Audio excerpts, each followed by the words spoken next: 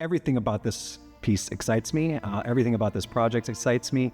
Well, both the Yale Glee Club and the Yale choral artists have performed with the Philharmonia before, but this is actually the first time that all three ensembles have been part of the same production. To have a piece like this, of this scope, by a faculty colleague that I admire so much, I think all of the soloists are going to sound phenomenal. It's almost certainly the largest project that I've been involved with personally in my 22 years here at Yale. Well, Hermann Hesse's Siddhartha has been with me since I was a teenager. Like a lot of people, you read it kind of in high school, and then you return to it many times throughout your life, if you're lucky.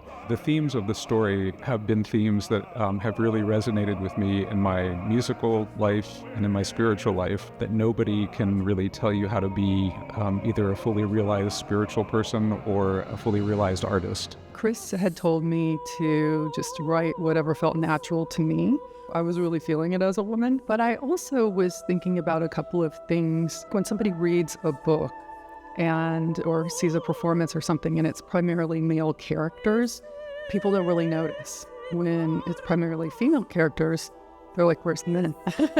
So I thought it would just be a really interesting thing to swap that and see how people reacted. We're trying to create not just a sense of ritual, but a sense of immersion for the audience, and that they're part of what's actually happening. And because we feel like basically the story of Siddhartha is a story of everybody, they to the extent that they let it in. The incredibly beautiful piece that Chris and Melissa have created really explores some of the most universal themes that a work of art can explore. What is the nature of self?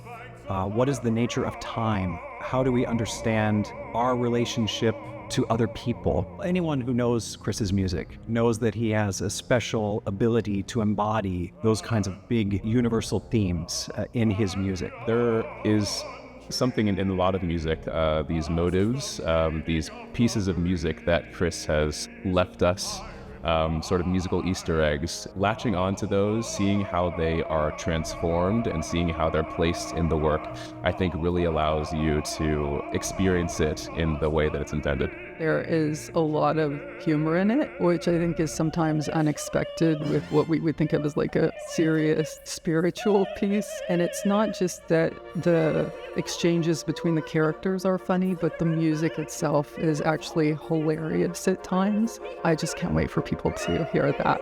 It's really great to get to see all of these really wonderfully talented people interacting in one space. And I hope that this is not a unique experience for the future, that this will encourage us to continue to seek out experiences like this.